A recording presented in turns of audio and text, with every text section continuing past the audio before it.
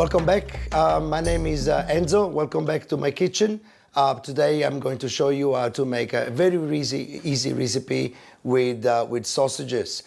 It's called drunken sausages. That's right. I'm going to make those sausages drunk. I choose this beer because it's a very full flavored. It's dark in color and is going to bring lots of characteristics to my dish. The ingredients are continental sausages. You can use some Italian coarse sausages, which are also nice, but do not use emulsified, very fatty sausages because all the fat will be left in the pot or in the fry pan. We have onions, garlic. We have a mixture of Provençal herbs, thyme, rosemary, and sage. We have cracked pepper, and then we have carrots and potatoes. Now, the carrots and potatoes, just make sure you cut the same thickness, so in that way they cook all through without even getting too mushy or too undercooked.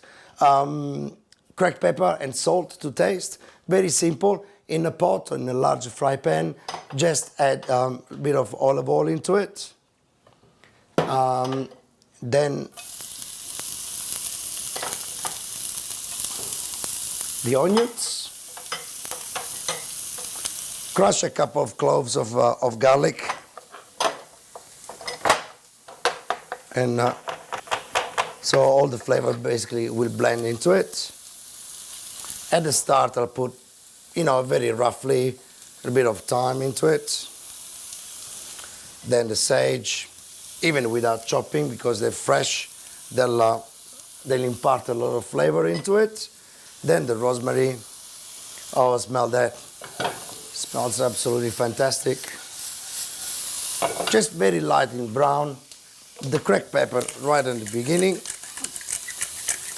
Again, will take a lots of flavor through it.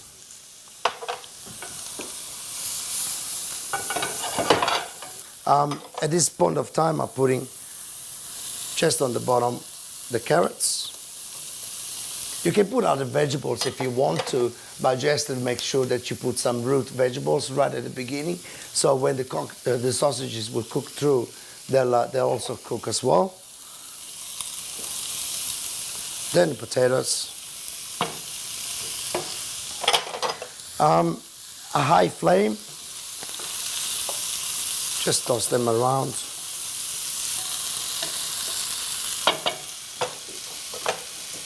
And it's the time to put the sausages right on the top of it. And the magic ingredients that is going to take a good, basically bottle of beer into it.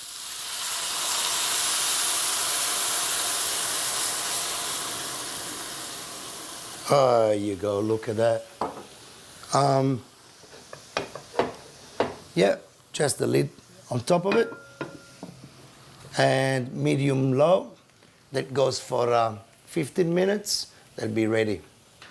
Okay, guys, 10 minutes, 15 minutes actually has been, and just have a check if your potatoes are cooked.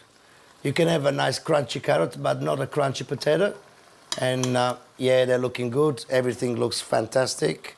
What I'll do, I'll finish to season it.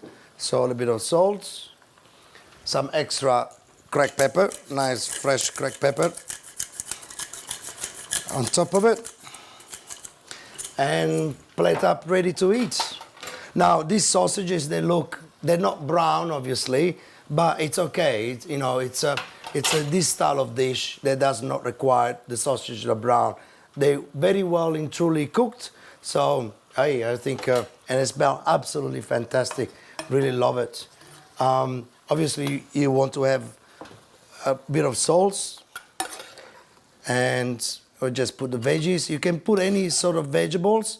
Make sure that they're all nice and crunchy right on the end, except the potatoes. Just a little bit of herbs right on top. Nice fresh sage, a little bit of thyme and rosemary, just for the look.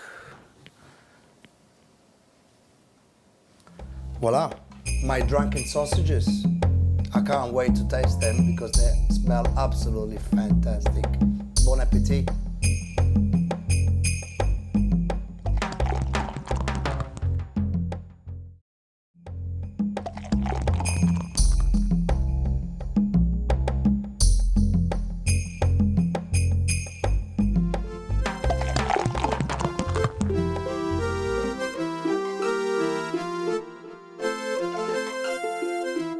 So we've come out to White Rabbit in Healesville in the middle of the night to have a bit of a chat to Jeremy. Let's go and see what he's doing.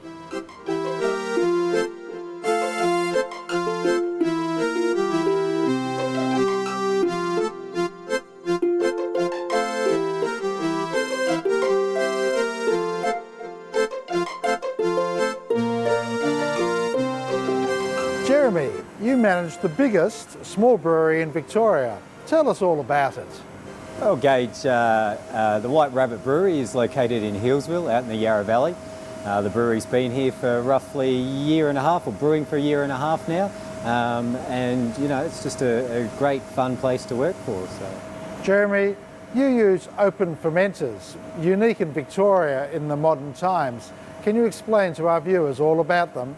Absolutely. So what we have here is our two primary fermenters, a 10,000 litre open fermenters. Now, essentially, they are big open vessels. We use a top cropping ale yeast, and basically it's just due to the geometry of the vessels, the open top, the interaction with the air, you know, all these things that sort of a big no-nos these days. We find it just creates a really clean, fruity beer. The esters and everything in the beer are just, you know, just fantastic. And then because the yeast rises to the top, it's just much gentler on the yeast. The yeast naturally spills over into a little collection vessel, and we can use that yeast over and over again. And okay. Your dark ale, your signature beer, is really a hop-driven beer. It really seems to be sought out by enthusiasts. Is that what you're finding? Oh, absolutely, Gage. Yeah, people are just going crazy about hops. I think more hop aromatics, more bitterness, things that people used to, you know, never seem to want. But now, yeah, people love it. And it's very exciting. So now, White Rabbit employs 5 other brewers who you supervise. What do they all do? Look, it never ends, Gage. It's amazing. Between, you know, we're brewing 3 days a week, and then all the cellar management, filtration, packaging. We're packaging probably 5 days a week, 4 to 5 days a week at the moment. So, yeah, look, everyone's always busy doing lab work, everything. So. Okay, they're not standing around. So, what was the beer that inspired you? Look, Gage, for me, again, back in Belgium, a beer called Orville was one that when I first tried it, I completely didn't understand it, and you know, it just really caught my attention, but I didn't know what was going on. It's quite a unique beer, uses some funky wild yeasts and bits and pieces, and just over my development of brewing, I've come to understand it a lot more, and it still has as much fascination for me now as it did back then. But, Jeremy, thanks for your time. Thank you.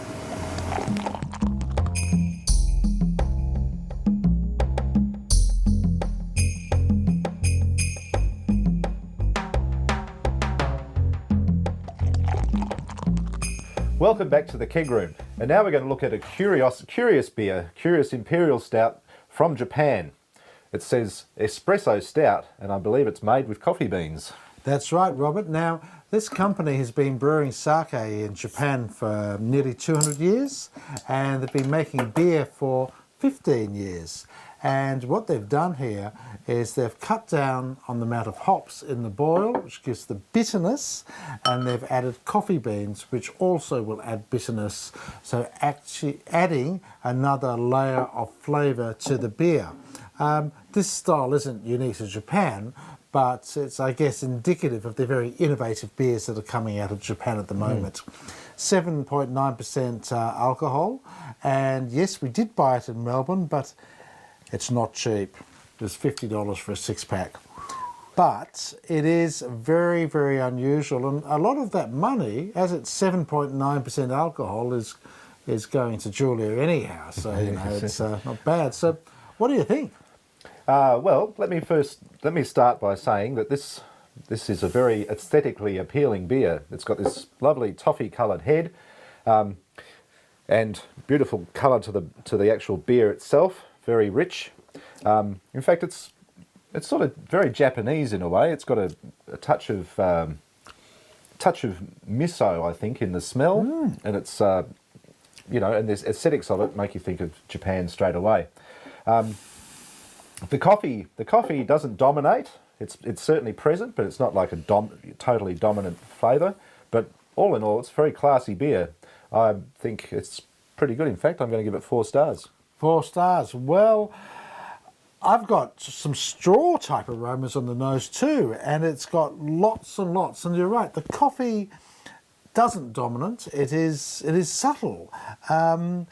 Maybe it is a touch, maybe a little bit too bitter for me. Maybe a little bit, but I think this is outstanding beer. And I'm going to go on a limb here and say I think this is a 4.5 star beer. This is sensational. I love it.